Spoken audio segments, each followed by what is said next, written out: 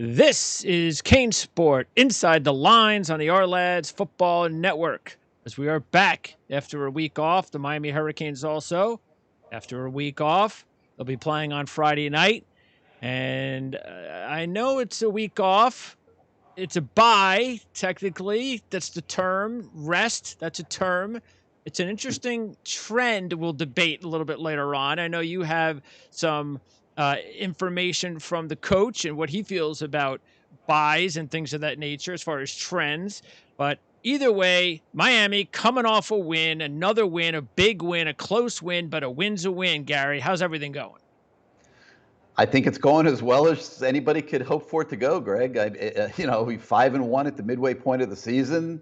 You're in the thick of the race to make it to the ACC championship game.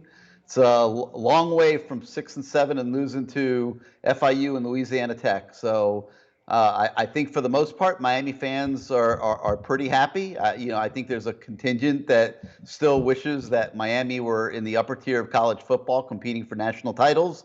But when you look at where they've come from and where they are today, it's market improvement, and 2020 so far has been a big win for Manny Diaz.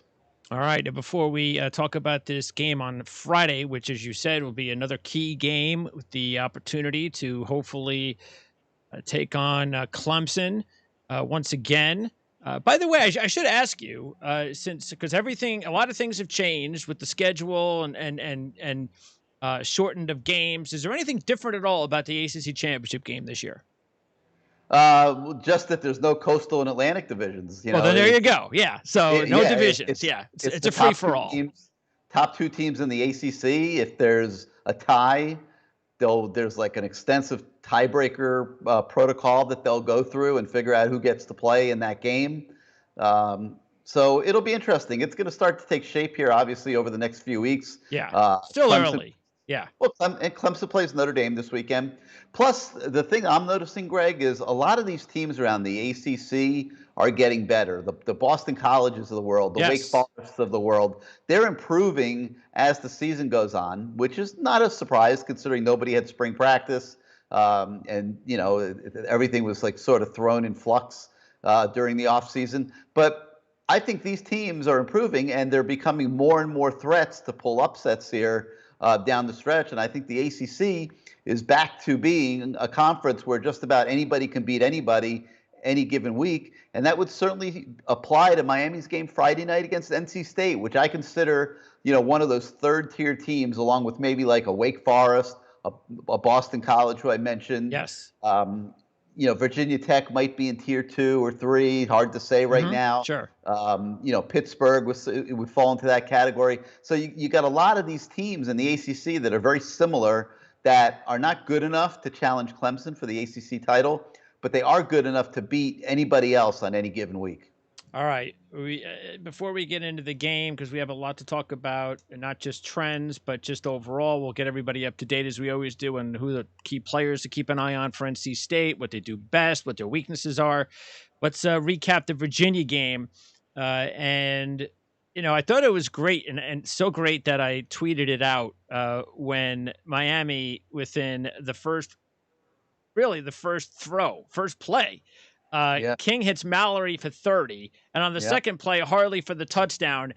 And I thought it was so good because there were 5 or 6 other big plays in the passing game, and the receivers, not the tight ends, the wide receivers for Miami clearly had their best day. Harley, breakout game, catched everything in sight, made big plays, and that's what you talked about more than anything a couple of weeks ago when we discussed what was going to be the key to the game. And you hit it right on the head and said it was going to be Miami's pass offense, their receivers, their ability to go up against the weakness and to exploit the weakness of Virginia's secondary, which, by the way, is something that they're going to have to do again this week because NC State's big weakness is also their secondary. Yeah, well, God bless them, but Virginia's defensive backs don't run very well, Greg. And I thought Rhett Lashley did a great job of getting his speed receiver, Mike Harley, a guy that hasn't busted out like that really at any point of his career, but he found ways and plays where he could isolate Harley against those slow defensive backs and create a mismatch. And it worked obviously phenomenally for Miami. Harley had 10 catches, 170 yards. I'm not sure I would expect that again this week. I mean, I think that might be. Well, I mean, more than likely it's a one-off, but like, hey, you couldn't be happier for Harley. He's a great kid. Yep. Works extremely hard. Sometimes is overmatched because of his lack of size. And he's got good speed. It's not like outrageous speed. He's got good speed. And he finally got a matchup in a game that he could take advantage of and put out a big evening for himself.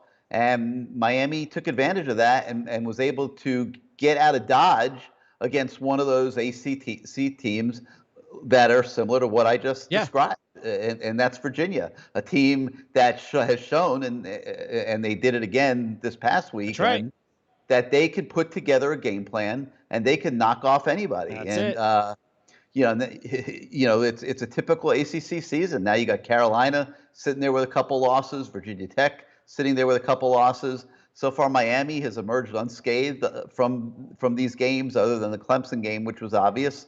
And we'll see how the second half of the season goes. You got to get past this NC State team on Friday night. You're going to have to get past Virginia Tech on the road. You're going to have to get past Wake Forest on the road. And you're going to have to get past North Carolina and Georgia Tech at home, none of which promise to be walks in the park, in my opinion. So I do think Miami is the better team in every game, but that doesn't mean they're going to win every game.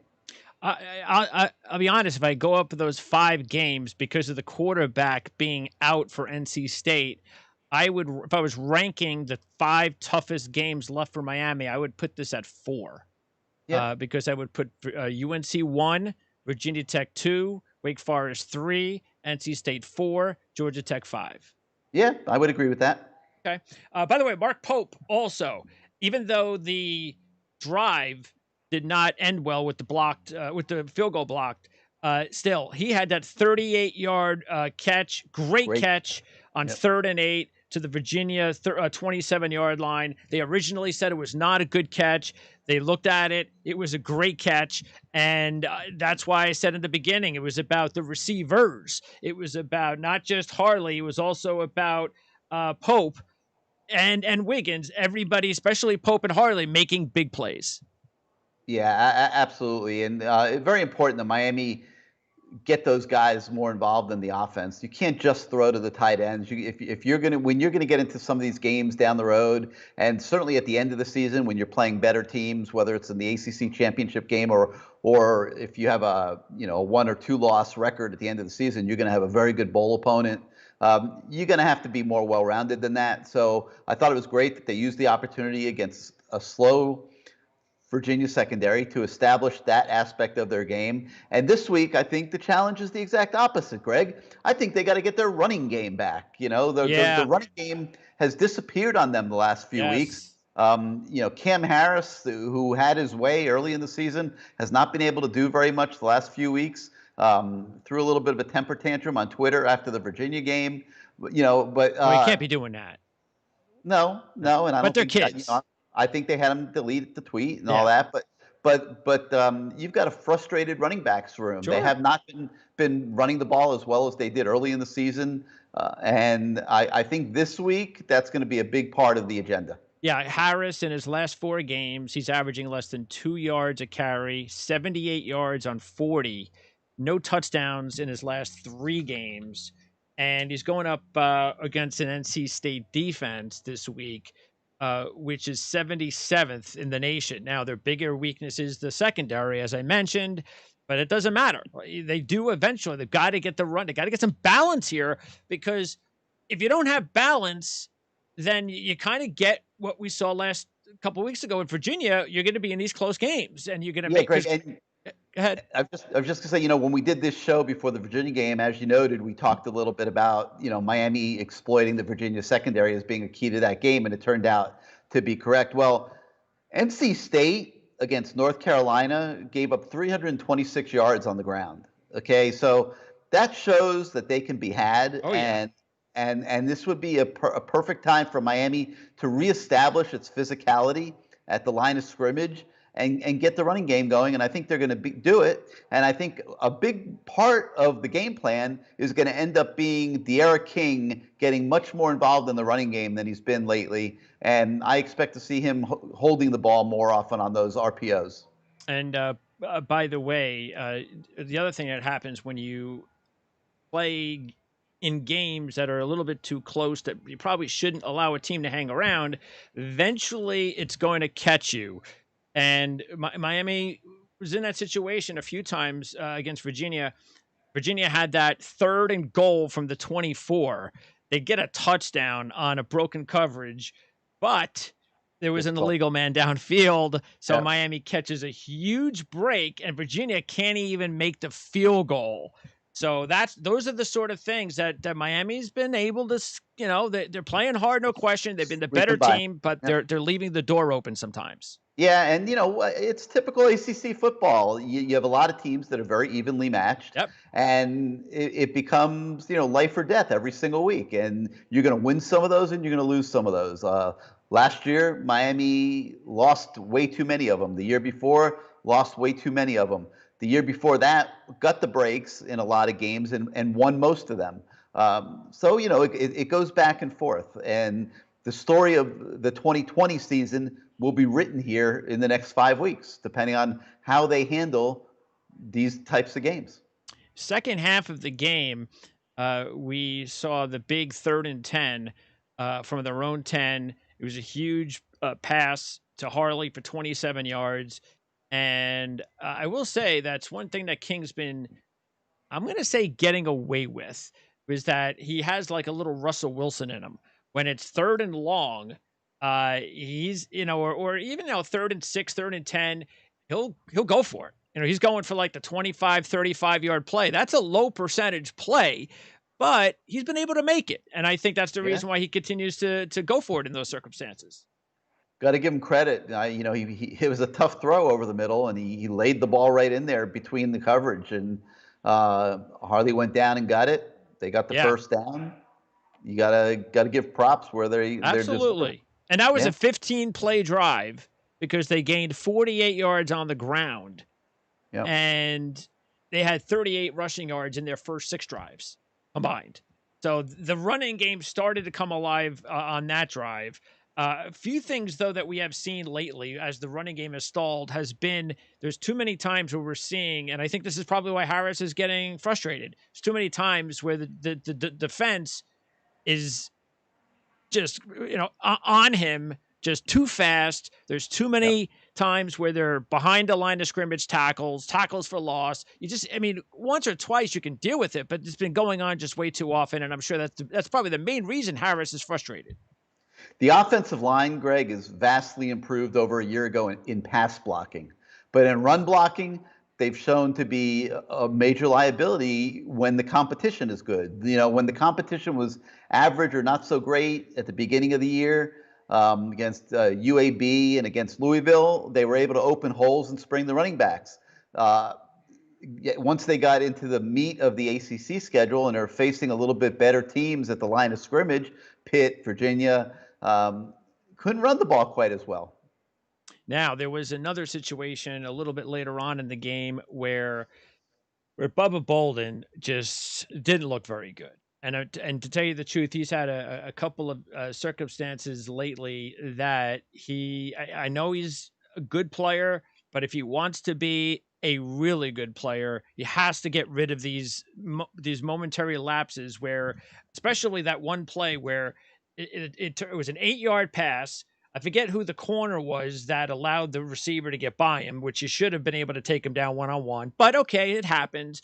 But then Bolden, I don't even know what he was. It was like an Olay type of tackle. He didn't put, I don't know if it was an effort thing, a physicality thing, and an 8-yard pass turned into a 46-yard pass. Yeah, he's been a little less solid at times the last few weeks than he was earlier in the season. Not sure what the reason is, but it's almost getting to the point where you wonder, is he really going to be able to go to the NFL at the end of this year, or is he going to need to come back for another year? I don't know that that's a definitive decision anymore at this point. We'll have to see, what he decides. but he's going to have to play better in the second half than he has the last couple games. He's had a few too many breakdowns, and I know that Coach Bonda, the safety coach, has been working with him on it. So we'll see how he does. Miami was still able to get out of that with a punt. So they were able to escape. Virginia did not score on that drive. Then another huge play for King on 3rd and 11 from his own 19. He rolls out, throws a perfect sideline pass to Hadley, and he was able to get his feet in bounds for 20 yards. A really great. I mean, those are the types of plays that the best receivers make, and you had to be impressed by that catch as well. No doubt about it. And you saw the byproduct of the receivers working hard in practice. They were challenged.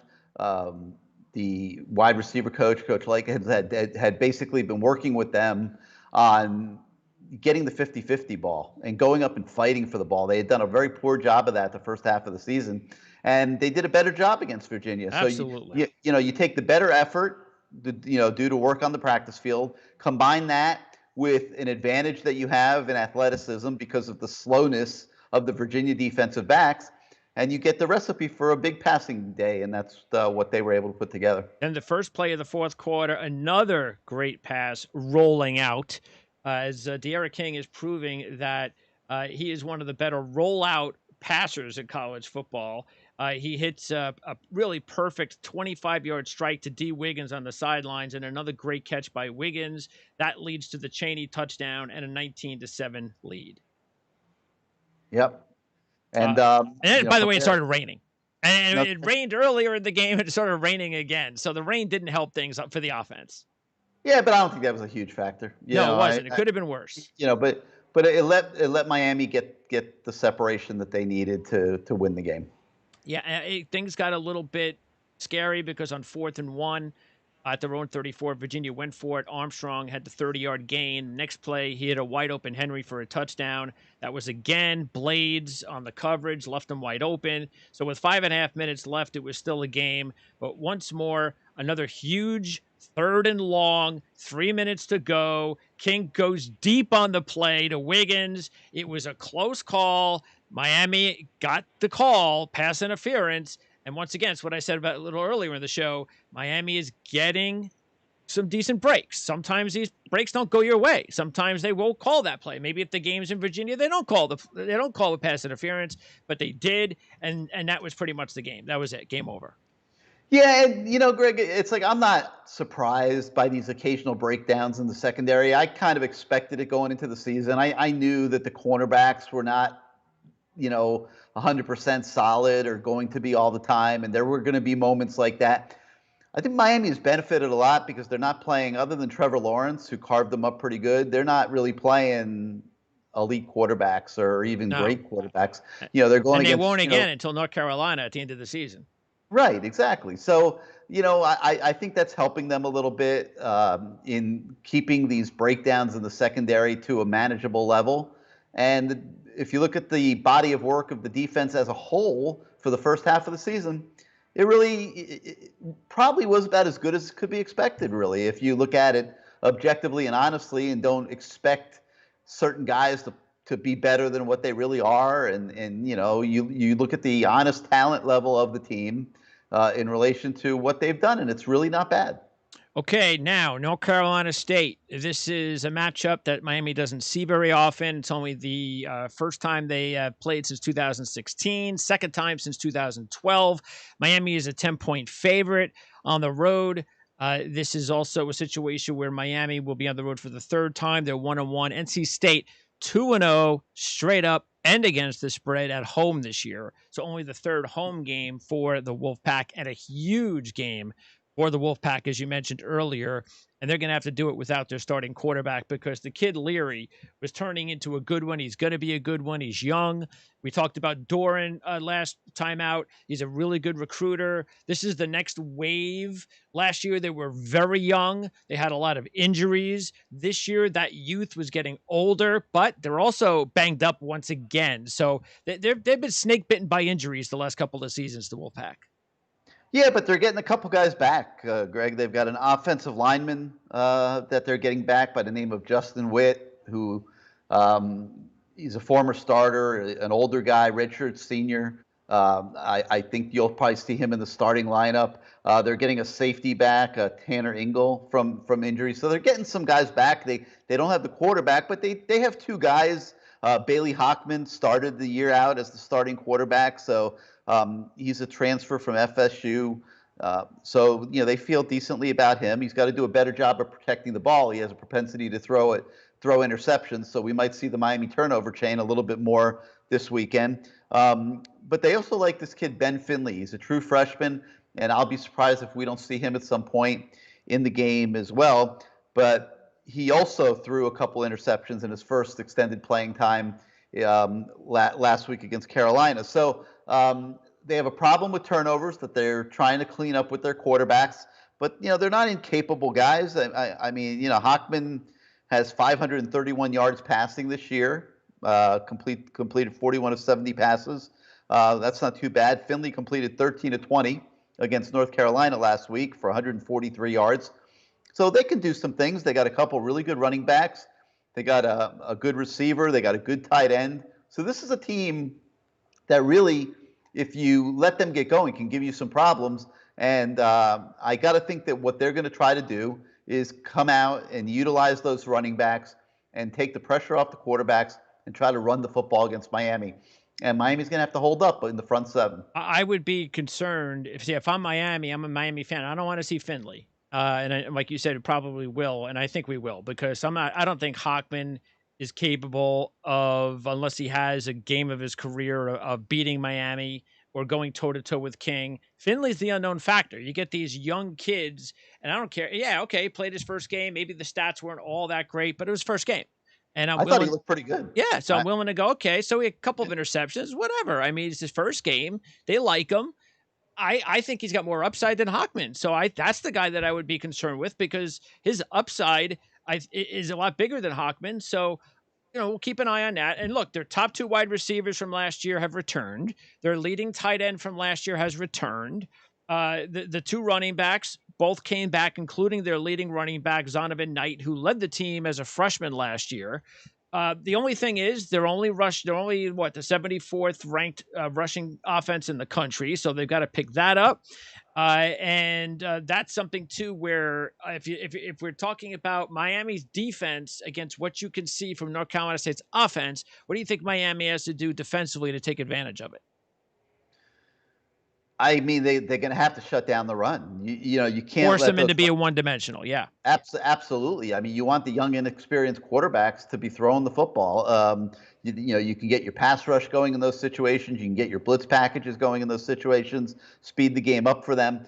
But if NC State's able to pound the ball with these two running backs, and I know that you mentioned the ranking, which is fine, but Zonovan Knight averages 5.9 yards a carry. I mean, that's not too bad. And if they can start churning out yards on the ground and play a physical game with Miami, and Miami's not able to respond, then that's going to allow NC State to stay in the game the whole way. Well, they want the lead, and that's been the problem. Is NC State's been playing from behind in these, they've had to try to come back in games, so they have to abandon the run game, and that's what you want. You're Miami.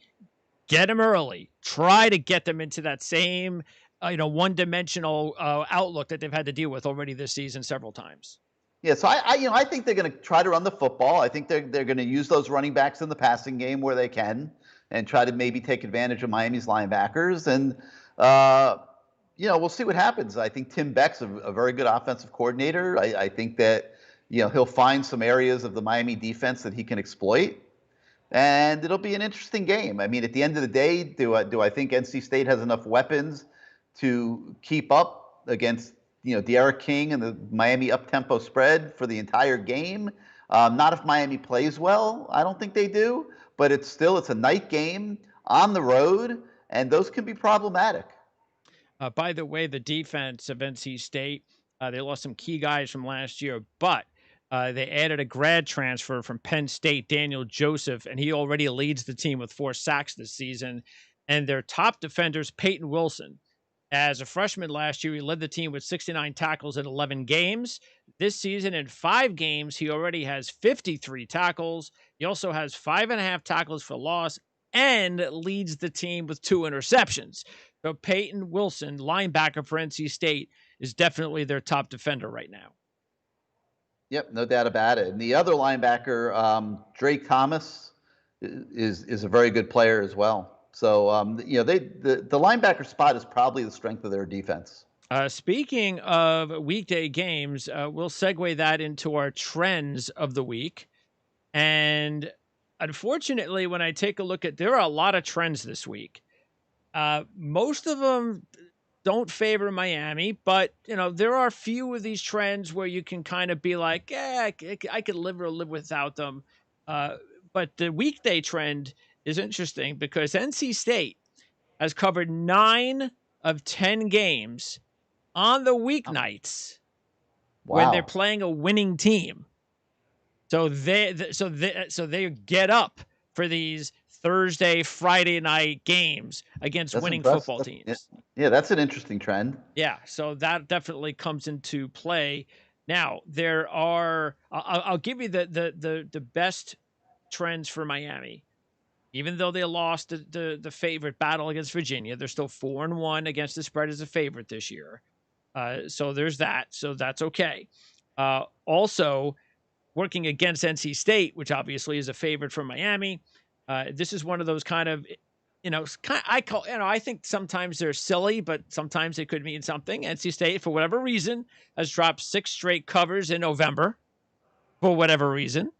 And they're 1-12 against the spread in their last 13 after they play a conference game and then take on a team that has a winning percentage of 750 or better.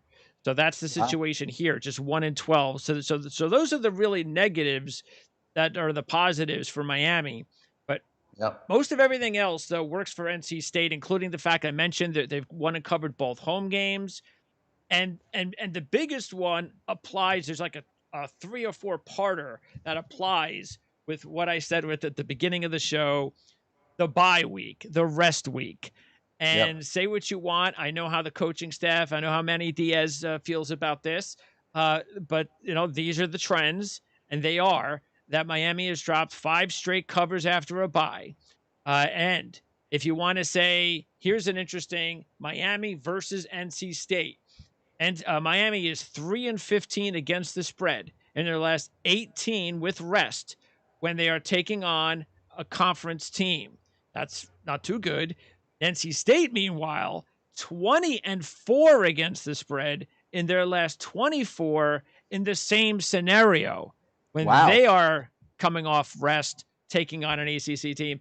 And NC State's 14-1 against the spread in their last 15 with rest after they lose a football game.